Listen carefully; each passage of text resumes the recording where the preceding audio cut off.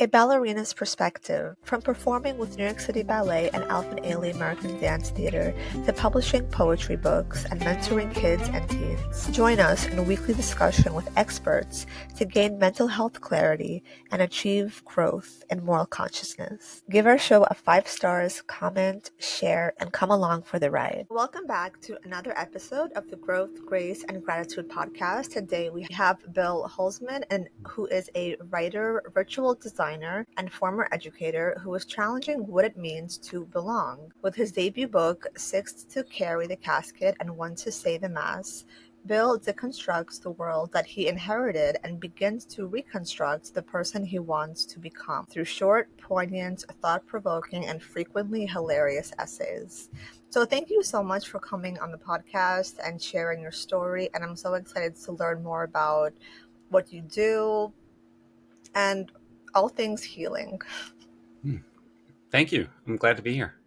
Yeah, it's awesome. I think there is like a sacred shift going on when it comes to, like you mentioned, kind of deconstructing and reconstructing. I think that's so true. As we grow and evolve, and a lot of people these days are connecting to their empathic self. In the past, it was hard to connect to their emotional body and their mental body. And now many people are reconnecting to their identity, which is like a beginning of realization. So when did you feel that this shift started happening for you and you started to be like, oh, like I'm a different person than I thought I was, or than people telling me? Because I feel like people tell us also like who we are. And it's like, which narrative are we going to choose? And are we kind of in tune with us enough to be aware of the narrative we want to express to the world, right? Yeah. You used a phrase that caught me. You commented that we were reconnecting to our identity. I think that's an interesting starting point because I'm not sure across the board we're reconnecting with our identity as much as we are connecting with our identities for the first time. There's something in the world, something in the landscape that is making us take identity seriously in our generation in ways that previous generations just didn't deconstruct or unpack. I think part of it is a recognition that we have agency, right? That we have control over shaping our identity. We're not just stuck with what we're given. We have control over creating ourselves and naming ourselves and expecting people to call us by the names that we use for ourselves. And there's a pushback against that because something new is happening, something new is emerging. I can relate to it on a personal level because I think I was handed a whole set of identities that were good, but they weren't right for me. And it wasn't ultimately identities that were helping me navigate the world. That ended for me, whereas, when I got to a point in my life where I burned out, I was swimming in grief, and I found myself, I think as a lot of us do when we experience a trauma or grief, we find ourselves surrounded by the shatterings of our life, and we try to put it back together. And we have a choice to try to reconstruct what already fell apart, or we can construct something new. At the beginning of the pandemic, I keep coming back to this essay that Arundhati Roy wrote called "The Pandemic as a Portal," and it was April 2020, so really early in the experience of the pandemic globally. And she was writing it in the context of India, but with a global message, like we have an opportunity to recreate ourselves. Historically, pandemics have been moments where human society shifts. They take the opportunity of all this destruction and trauma and grief and build something new and recreate. So here we are. And the challenge that she put out was to understand, to discern what is it that we are going to leave behind and what is it that we're going to carry forward. And, I think that's a kind of a different way of thinking of, things have fallen apart. We can reconstruct We can go back to that world that almost killed us, or we can build something new. Um, I found great inspiration in that insight for myself personally, not just thinking socially, societally, globally. I was an educator for a long time, and I got to my dream job. I was the division director. I was a middle school principal for a few Wow. years, and and 2 days before the first day of school, my mom died, and Oh. after a long illness. And I joke that she was always really good at. She had great timing, and she was really good at reminding us of our priorities. So I thought I was the big shot walking into this new job, and she chose to. Well, she didn't choose to die that day, but it was a nice reminder for me. Like, oh, here's what's really important. Here's what's really important. Um, a year later, my sister died very suddenly, and then a few months after that, my dad died after a long illness. So here I am in a new role in the hardest job I'd ever had. I had uprooted from the East Coast. I was living in Tacoma, and I didn't have my network of people. I didn't have any network of people outside of my coworkers, and um, I was swimming in grief, and uh, it it really broke me. It really broke me. Um, so I burned out. I think I use the language of burnout because that's the quickest way to explain what happened to me physically, psychologically. I just was so unwell. And I was, for the first time in my career, I was unhappy. I didn't want to go to work in the morning. Then the day I woke up and I didn't want to go to school. If you're ready to shake off that daily stress, come join us for online beginner adult ballet and yoga classes each week to connect with the flow of movement and the art of ballet into perfect synergy. Come as you are and learn to love your body a little bit more and gain strength and flexibility with each class. All are welcome. Sign up at balletartsmovement@gmail.com. First class free. Unlock your best life with Soul app. Book a holistic wellness experience with a trained guide and start changing your life today with compassion practices, inner healing, food and diet, and so much more. Tap into a healthier and happier life with the number one purposeful living app in the US, the Soul app. Link in the description of the podcast. It was it was that realization that morning, like, oh, something's done. Like something is done. Like something has happened. I don't know what it is. That set the path for me to leave education and take some time off. I gave myself a year to do nothing. I didn't want to think about work. I just wanted to be well. I wanted to heal. And then I was going to figure out what to do next. I totally thought I was going to be running back to schools. I thought I was going to get my resume in order and be ready to be an administrator again. And I was not eager to go back to school because every time I thought about going back school life and my work there, it was triggering, and it just brought me back to a really hard place anytime I even thought about it. But that opened the door for me to recreate myself professionally and go back to my first love of ritual. And so I started my little ritual practice. But in the meantime, the whole world shut down with us, right? So I left school in 2019, and then 6 months later, the whole world shut down. So I felt like everybody joined me on my self-imposed sabbatical.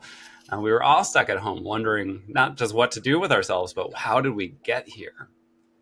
Um, so for me, I can relate to, there's the big global experience of this pandemic stopping everything in its tracks, but I also faced those barriers, those blockades myself, and it stopped me. Um, and I'm grateful that it did. I don't want to relive it, but I'm grateful that it did because it got me off of a path that I don't think would have led me to be a happy person. I think I just would have been increasingly frustrated or increasingly dissatisfied with my work-life balance. And so the big shift for me has been to shape work around my life instead of the other way around. For a long time, I was wrapping my life, I was filling it in where work wasn't taking it. Work was dominant, and I would wrap myself around work. So that has flipped for me. I can only hope the same for everybody else. That I can hope the same for the world. That are we possibly moving beyond the time where we're pigeonholed and we are forced to conform to work or the structures that exist, as versus rebuilding the structures, rebuilding the world so that it is more human, that it's actually Yeah. person centered, human centered. Um, yeah. Yeah. I also, something else that came to mind when you asked the question was revealing different parts of ourselves, or, rebuilding our identity, reconstructing our identities. I never thought about it as picking up something new. Instead, I feel like there's something in our core that different experiences, different times in our life enable us to peel back a layer. I like to go back to Madonna for the example of this. Madonna is often treated as the great reinventor. She's called the reinventor, and somebody asked her about that once, what she thought about being known as the reinventor, and she said, "It's not that I reinvent myself; it's that I'm with each album, with each life phase, each era, I'm peeling back another layer and revealing something that has been there that I just couldn't access until this moment, and until I had this opportunity to reach in and pull this out." And I've always looked at that as inspiration. I don't need to recreate myself. It's just peeling back the right layer that is going to help me navigate the present moment, you know? Totally. Yes. Thank you so much for sharing all of that. It's so vulnerable and so raw and authentic. And I think that's where we have to begin. It's like we have to go through those cycles.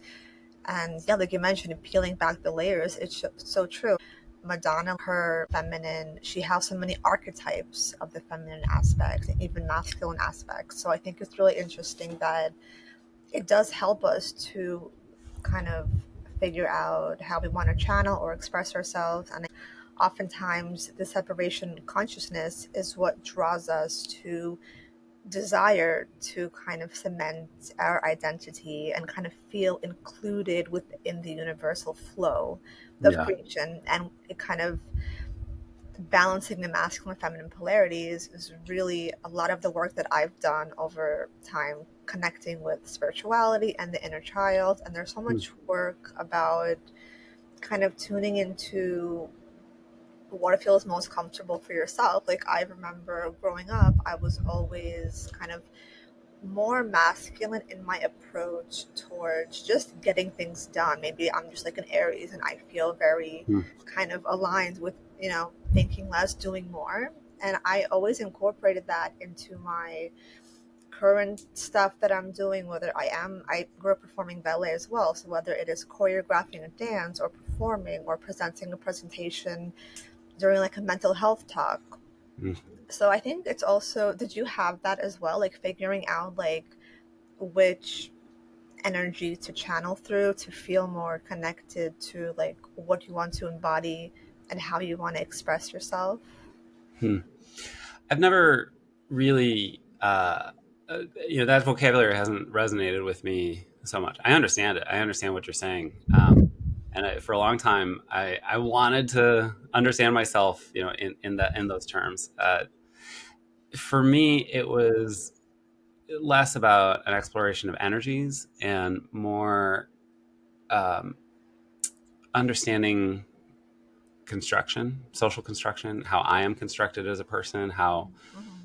my community around me is constructed, how the world around me is constructed. Um, so it was less about kind of tapping into different energies and unpacking, and kind of, I think of it as kind of excavating my history and my experiences and relationships. And there are things that happened in my childhood or as a young adult that maybe it happened for 5 seconds, and I think about it every day, and I think, and it still influences me. Then there are things that happened for years and years and years, and I totally can't remember how they impacted me at all. But to take our experiences seriously, and to take the influences and the things that create our world seriously, to critically, not to tear it down and tear it apart, but just to understand, how do these things shape each other? How do these things shape us? How do they impact how we connect to each other and how we can move through the world together? a lot of that spills into my work as a ritual designer. And as it always has, is looking for moments that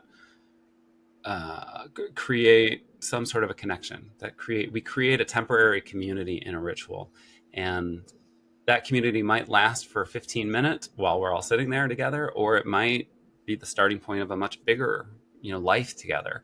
um, but that experience of community is really powerful, and it impacts how we perceive the world, how we perceive ourselves, how we're navigating things.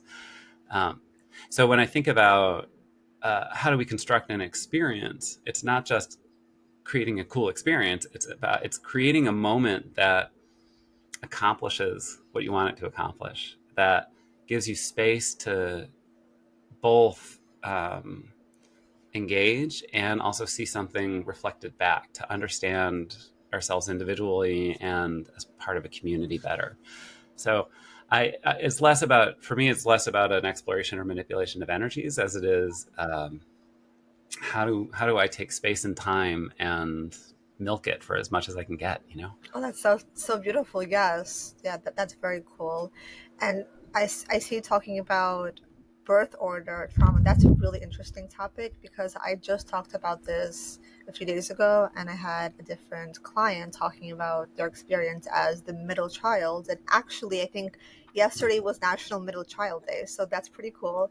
And I think there is something to say about like your birth order and the experiences you have. Like I'm personally the oldest child, so you know, I guess it's typical of the responsible and carrying all the stuff, maybe even like emotionally parentifying and dealing with sometimes caring too much because it feels like you are kind of now the parent of the other kids as well. Mm-hmm. So it's interesting. And a lot of my friends who are also middle children, they've had also a tough time when it comes to kind of figuring out their role and should they be more responsible, less responsible. They kind of struggle with kind of finding the grounding or the balance of choosing an actual direct path. That's their experience. And a few of my friends who were the youngest sibling, they have found a sense of freedom in a way because they felt like they were the baby and they were like beloved because they were the baby. A lot of times that is you know, the one that is spoiled most or gets Mm-hmm. given more free range to just be free in some experiences. So they are more rambunctious, perhaps, rebellious, but I feel like I also have the most fun with the youngest siblings because they have this fire within them that they're able to kind of like concoct their own path, which is super inspiring as well. And I have to kind of connect to that energy more because I didn't have that growing up. Like that wasn't my forte. Yeah. So what is your experience like with the birth order?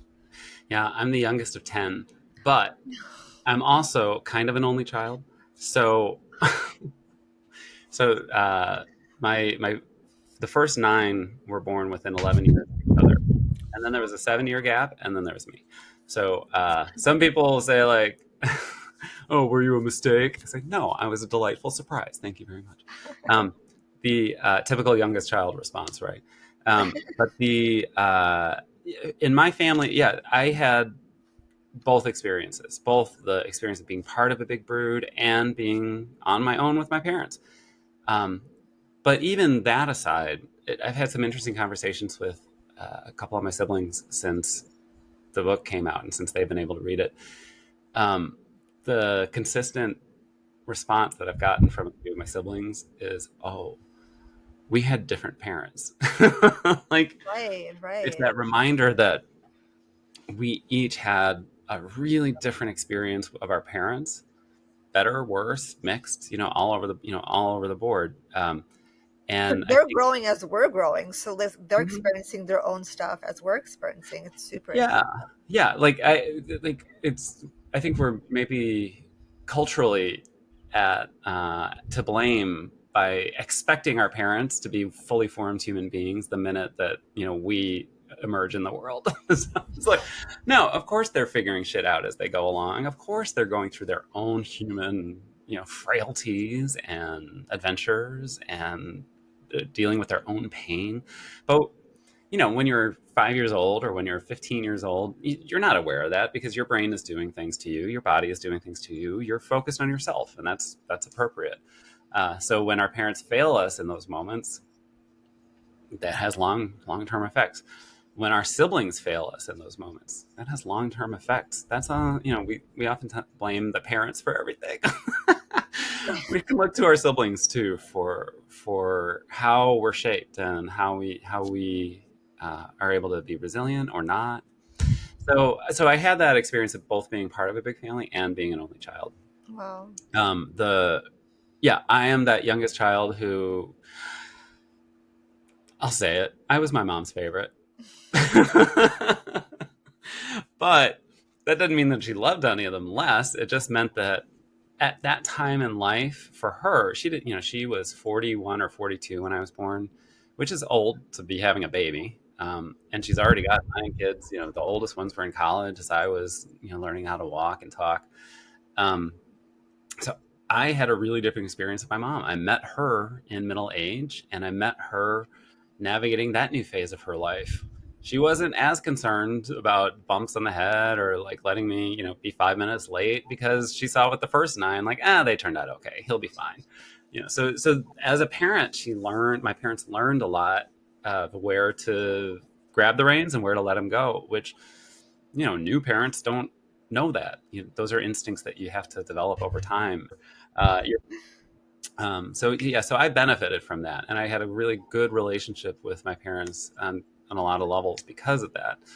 On the other hand, uh, I think my older siblings made a lot of assumptions about me, um, because they didn't. I was so much younger. I don't think they ever thought they had to get to know me. you know, I wasn't their peer. I wasn't in high school and college at the same time as them. I wasn't on that level. I was an afterthought. I was an ornamental. I was there, and if I ever said something, a couple of them would look at me like, "Where'd you come from?"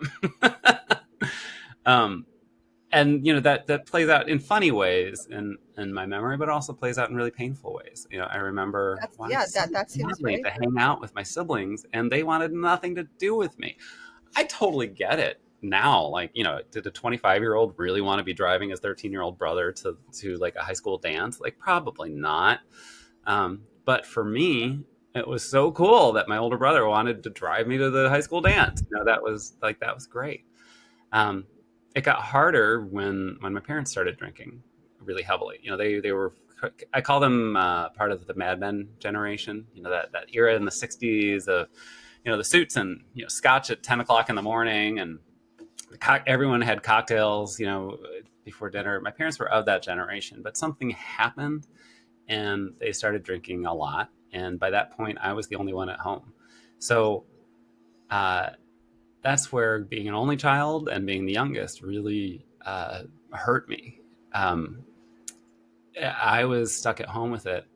My older siblings were aware of it. Some of them were quite embarrassed by my mom's behavior in particular, because when she got drunk, it was she exploded. Became very like confrontational, and whereas my dad shut down and he would kind of recede and kind of disappear. But my mom got all the blame. They were both responsible for themselves and for each other, but my mom got all the blame for my siblings. Podpitch is the first and only software that finds, writes, and sends pitches to podcast hosts from your actual email address. Podpitch will make sure you get podcast bookings, guaranteed. Link in the description of the podcast. Sanger Daniel's online seminar promoting a positive message of self-healing with bioenergy work together with live seminars and remote coaching. Use code BIO20 for a 20% discount for our audience. Link in the description of the podcast.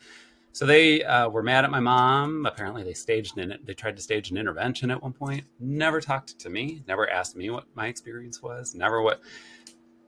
But I remember so profoundly watching them watch me get into a car with my parents after they had been drinking and driving me home, and not a single sibling ever did anything. But then later I would hear, oh, could you believe how much mom was drinking? And they would all be complaining about it or laughing about it or whatever. And I'm like, yeah, I was in the back seat. I can tell you all about it. So I think that that generational gap between us benefited me in so many ways. I got to know pop culture through their eyes. I got to introduce to really good movies and really good music, even as a little kid. Um, but it also meant that I was stranded alone when shit went down, and that has had as much as my parents drinking has had as much impact on me as my siblings neglect or maybe willful ignorance of what I was experiencing at the time. Wow, that is so deep. And yes, this is so true about the whole sibling betrayal thing. I I remember I made a guidebook a few years ago when I was working on the sibling wounds. And yeah, it's so interesting how our attachments growing up as little kids are so kind of magnified as we get older and go through adolescence into adulthood. Mm-hmm. We have attachment expectations as we're growing up, and like how they're fulfilled or not fulfilled as we're young influences our adulthood so much. Like I personally experienced so much with clients dealing with this. It's such a deep topic. It's like the betrayal of a sibling is it's horrific, especially when you're growing up deeply attached to them and having love for them and having the awareness that you're around them. You're growing up in a safe space together, and then siblings, they go through their own experiences.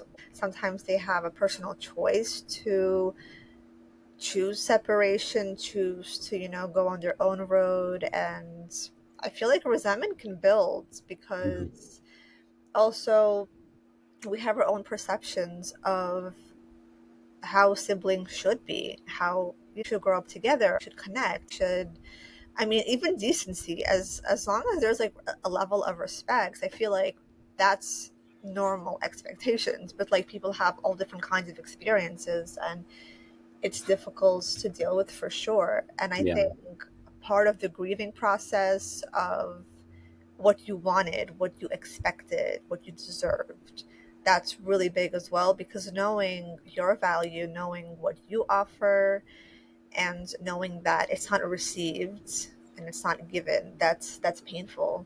Mm. But it's a big part of, I guess, growing up. Yeah. Yeah, I think one of the advantages that we have now, like our current moment and generationally, we have, several generations who have been going to therapy.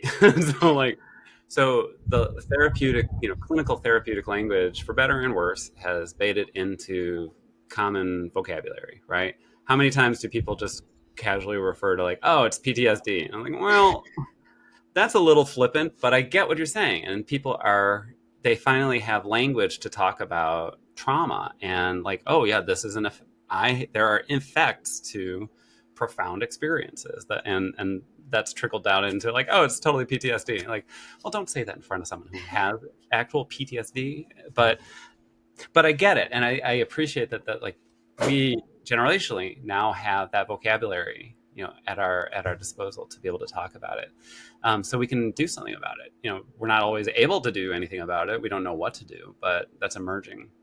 One of the books that I came across in 2020, 2020 happened. I was already burned out and I was recovering, and then the world burned out. And especially in the United States, we were really grappling with the murders of George Floyd and Ahmaud Arbery and Breonna Taylor and the social reckoning that came after that. And so there was a lot of people were hungry for like, how do I learn about this? What do I need to do? What do I need to say? What do I need to read? And one of the books that came across my radar was by Resmaa Menakem, and it's called My Grandmother's Hands. And he explores generational trauma and how it lives in the body. And his focus was specifically on the experience of African Americans, particularly descended from formerly, enslaved people, the trauma that they bore generations before that, their ancestors were kidnapped and trafficked across an ocean. Um, like and no and when what generation was able to stop and heal that trauma so they didn't pay it forward? So his book, My Grandmother's Hands, like focuses on the African American experience, but he also opens it up like this is true for everybody. Opened my eyes to not just looking at and understanding how trauma lives not just in a body but can pass on and start to look like culture. He also offers guidance on how to stop it, how to not pass it forward, and he gives techniques to sit with and heal those things as they rise so that we're not pushing it forward, so we're not making the next generation vulnerable to those traumas or as vulnerable to those traumas as we have been. And um, yeah, that's beautiful. And I yeah, think, and that was useful for me to understand and kind of unpack myself. Like I can forgive a lot because I know that. Like I understand my parents were suffering their own trauma. They were suffering their own pain. And I don't think they knew. I don't think if they knew how much it hurt the people wow, around them, I don't think they would have. But they were so blinded by their own pain and their own trauma and their own upbringing. So I can have compassion for them. I can also recognize, it still hurt, and I can still have something to heal from. But I can also recognize, like, and approach them with compassion. that's so beautiful to have the compassion for others and also hopefully building the self-compassion within ourselves, because I think that's the tricky part. We're able to Yeah. kind of lend a hand to others, and then when it comes to ourselves, we have to, give ourselves that grace too. And 100% with therapy being able to be part of our lives now, it really helps Mhm. us evolve for sure to be able to, like you mentioned, sit with those emotions, those thought patterns, all the things that have been passed down to us from ancestry. It's so true. It's like we are the brave ones having to kind of integrate all of that stuff consciously or unconsciously. And it could be a beautiful and also traumatizing thing for sure to experience the polarity of the separation consciousness and trying to, find our unity within ourselves. And I think the most beautiful thing we can do is like connect with the community, which is so healing. And as much as we can heal ourselves, it's so beneficial to also be able to speak with others and to involve ourselves with communities that understand us at a point. Mhm. Because sometimes, people have family and friends, and if they don't feel like they're heard, it's healthy to be heard. Be Yeah. heard in the way that you feel valued, because sometimes people can just dismiss it and be like, oh, like whatever, you're Yeah. just, saying random things I don't really care about. But if Yeah. it's important to you, it's important to be acknowledged. And a lot of people had to learn that, that's not okay, and to regain their sovereignty back. And that is part of our destiny, I think. Hmm.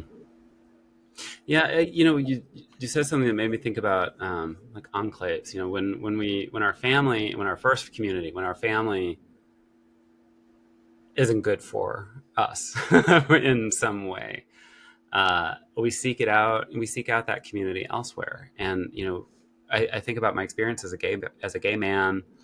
I was so hungry as a teenager to like just meet other queer people. To like, I know that world is out there. I just need to connect with it. I just need to find it.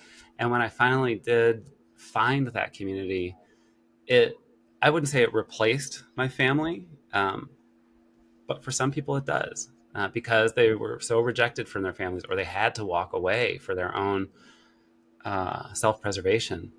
Uh, they find themselves in a new family, in a chosen family uh, that gives them the space to be well, be themselves, be fully themselves, and flourish. To have that chance to thrive that a previous situation didn't. I found that experience really profoundly singing with the Boston Gay Men's Chorus. I was 22 or 23 when I joined, and I sang with them for 10 years. And for me, it was more than a chorus. It was more than music. It was community and it was family. And there were so many people in the chorus who, for them, this was their family. And they took it very seriously. If people missed rehearsal, they got pissed because, like, hey, this is the most important thing in my life. Please respect it. Please show up. You know? But then there were fun moments. We would spend, we had rehearsal on Wednesday nights, and then a lot of people would go out to a bar nearby, and in those days the bar was called Fritz. So we'd all land at Fritz on Wednesday night, and some of us would stay for a drink and then head home, and then others would stay for longer because we didn't want to go home, or because for whatever reason there were people we wanted to spend more time with because we had that music that was connecting us, and it was a queer community, so we felt safe and embraced. um, we also had this tradition of chorus Thanksgiving. So the weekend before Thanksgiving, people call it Friendsgiving. Right. But the chorus had been doing this for years before I even joined. The weekend before Thanksgiving, different chorus members would host in their homes, and sometimes they'd have like their closest friends over. Sometimes it was just random, like people who didn't know where to go, and so they'd sign up to go to somebody's house. And then we'd all, I think, yeah, and then sometimes we'd all gather for dessert someplace. But it was so wonderful to go and be with our chorus siblings, our chorus brothers, and have that moment together. For a lot of us, it was just a prelude to big Thanksgiving, right? So we had this beautiful moment at dinner with our chorus friends, and then we are going to go home and blah, blah, blah, blah. For others, that was Thanksgiving. Like that was it. They didn't need the Thursday holiday. They didn't have a family or didn't want to go to their family because for whatever reasons. And I think that's when you find those communities that make you feel safe and feel like you can thrive and you can feel yourself. You feel like yourself around them. That's powerful. And that's why those enclaves are so important for people. And I don't think people always understand, especially if your identity is sort of mainstream dominant. You don't always understand why it's so precious, why it's so powerful, and why it's worth protecting spaces for, whether it's, an ethnic group or people of color or women or queer people, or, right now we're seeing trans people attacked, and they need safe spaces. They need enclaves to bolster each other and not be, the rest of us don't need to intrude on them. We just give them their space to be able to feel secure, feel happy, feel themselves. ClickFunnels easily build any type of online business and sales funnel in record time, no matter what your product, service, or niche, without any tech design or experience whatsoever. Try the ClickFunnels 14-day free trial, link in the description of the podcast. TeloVital supports focus, energy, immunity, sleep, recovery, and resilience. Start feeling better today on a cellular level with zeolite, super green juice, micronutrients, gut support, and more. Get over 50% off your first order for TeloVital. Link in the description of the podcast. So my own experience of community, my own experience of finding that safe enclave, it opened my eyes to, oh, we all need that. Everybody needs that, and that's worth everybody supporting. 100%. Exactly. That's so true. And yeah, the key is belonging. It's like you can't really have like a healthy functioning nervous system until Mm. you feel safe. And it's Mm. like that's where we have fight and flight responses going crazy. We can't even think properly. And it's hard to move forward in life, whether it is to discover your purpose or continue your purpose or even just have joy. I think we're so pressured to either people please or to want to be accepted. Sometimes we just put on masks. So yeah, it's so crucial to have that safe belonging to truly be able to then thrive into who we're supposed to be. Mm-hmm. I think about that bigger cultural shift that we were talking about a few minutes ago. That seems to be a key for that social shift to happen, right? Once everybody finds their safe spaces, then we know what the world is that we want to live in. Like, okay, now I'm safe and we're all together. Okay, what's the world that we need? What's the world that we need to live in? Let's pursue that. And so it's the more people find themselves embraced, I think the better the potential for all of us.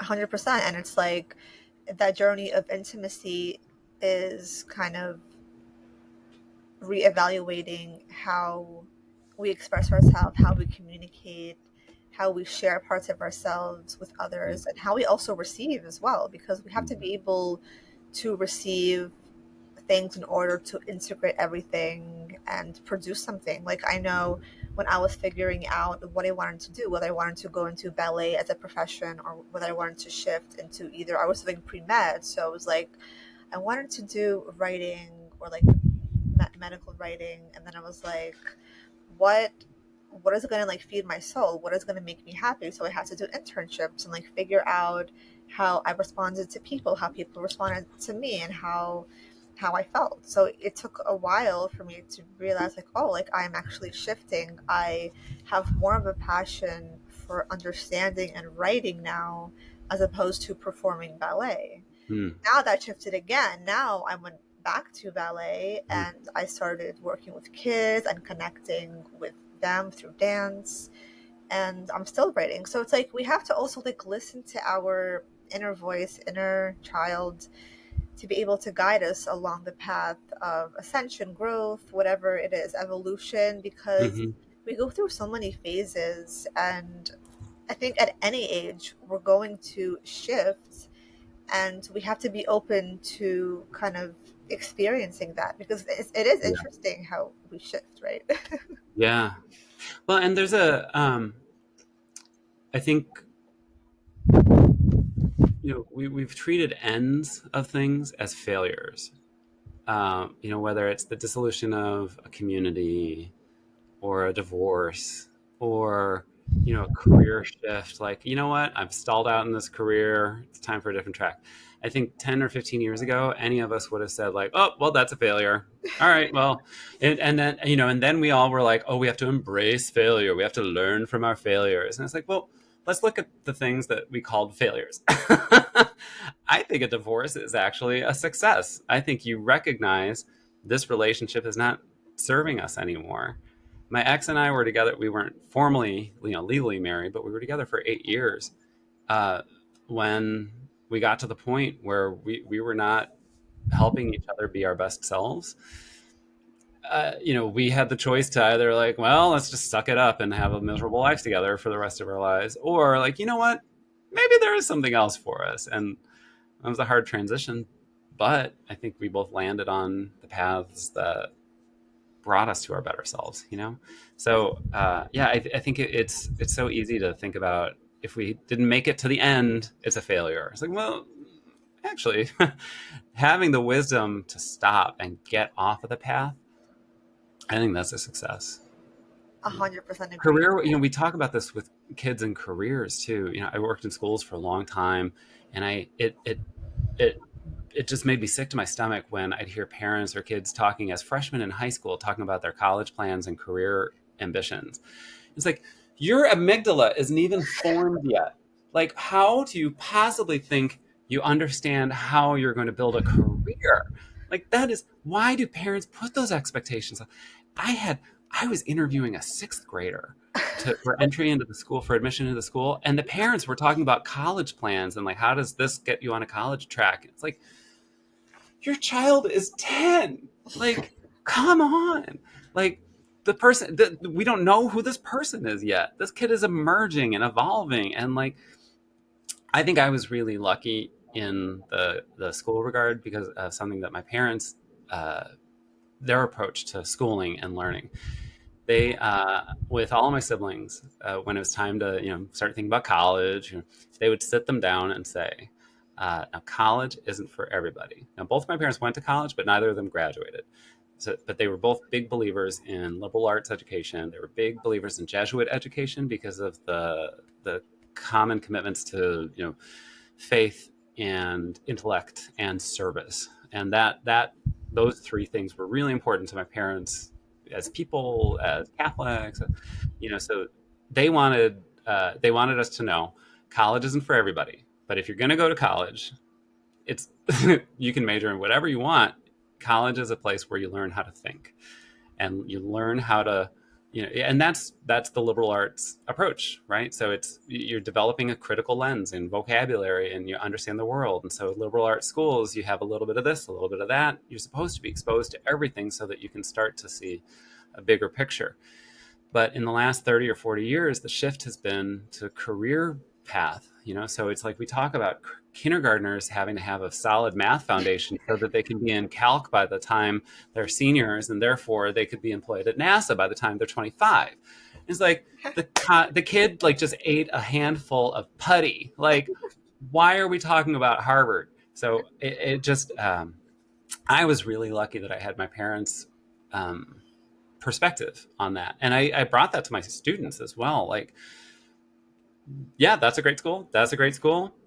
I'm glad that you're interested in studying music business, but like, you're 17. You don't know what the music business is like. So why, but that's what the marketing industry around colleges like talked about. Colleges themselves have bought into, like, oh yeah, we can give you a job. We can get you fully prepared and land you with $80,000 a year walking across the stage to get your diploma. And it's like, well, okay, but do the people who have gone through that process, do they have a full sense of themselves? Do they have an understanding of the world? Do they know what the options are in life? Do they know do they know what is going to make them happy? Have they had time to think about that with all the technical expertise? Exactly. That is so true. Like, I remember when I was performing with the School of American Ballet when I was younger. I was homeschooled for a few years because I wasn't able to go to school because we had rehearsals Mm-hmm. like in the daytime or Oh, sometimes in the so morning. intense. Yeah. Yeah, but it was like super fun. So I felt so kind of like educationally freeing because I only had to study for around 2 to 3, straight hours of schooling with tutors and stuff. Mm. And it was super fun. And I feel like I didn't have those same pressures that my other friends from college, or I started to go back to school in high school, like 10th grade. So I didn't feel all the pressures that other students felt. Yeah. And then, like, going into college, I kind of already knew what I wanted to do. I wanted to connect dance with writing. So I kind of had my passions already laid out on the table. And I had to, Mm. like, keep following through. And I was thinking, wow, school is so intense because it should teach you in a way your talents. Students should learn the arts. Everybody should experience that because there's something about their spiritual gifts or their physical gifts that are connected. And it's like such a beautiful thing that I got to have ballet because, like, a lot of kids who don't have the arts, it's so Mm-hmm. hard to feel connected to themselves and to even understand how to express themselves sometimes. Yeah. It's a challenge. So I think it's so beautiful, like the arts, what the arts gives us and the students. And what a lot of educators miss, and a lot of non-educators really miss, is that the arts are good for all disciplines. Like, you want your kid to be good at math, get them playing the Yeah. violin. You want your kid to be good at geometry, take them to a dance class. Like, because it's the interdisciplinary thinking that happens when you're performing in any of the arts, really, any of the performance arts. I think I'm a singer, and I grew up doing a lot of theater and doing a lot of plays and stuff. And Amazing. those were the places where I could apply a lot of things, but I would also take what I was learning just as a performer, and I could bring that back to my English classroom or to Amazing. the physics class. When I started, I really struggled with the sciences and with math, but geometry was fascinating to me because I understood proportion and space and movement. Right? When I got into physics, I had music. I'd been playing the piano since I was, 10 years old. And so I at least had that to be like, oh, now I can start to understand how music works. Like, how does sound move? That gave me enough to get hooked and like pay attention. Uh, and the rest of the stuff that didn't totally overwhelm me. The math side of it was scary to me, but I had this other part that was like, oh, that's actually a lot of fun. And I like to play with those ideas. Um, but I think, we're tapping into a conversation that Americans have been having for like 300 years of like, what is education for? And in the 19th century, when public education became mandatory. It really came out of the vision of John Dewey, the philosopher and educator. And his vision for education was not career readiness, it was citizenship. That school was supposed to be where Americans learned about how to be American and how to engage in American democracy. Like that is what was supposed to be the core mission of public education in the United States. Private schools, had religious schools, private schools. They had all their professional schools. They had particular lanes, but public education, general education, is supposed to be about citizenship. And now we're in a place where I'm not sure the generation that we're living in now, I don't think we understand what citizenship is because our education has been replaced by career readiness and very narrow career readiness, not the broad career readiness that we've been talking about or like experiences to tap into and develop skills and talents. But yeah, we've been putting like, oh, well, you need to pay your bills by the time you're 22, so let's make sure that you take this and make sure you get a scholarship for that, and you're only going to play basketball because that's going to get you a scholarship and that's going to get you over here.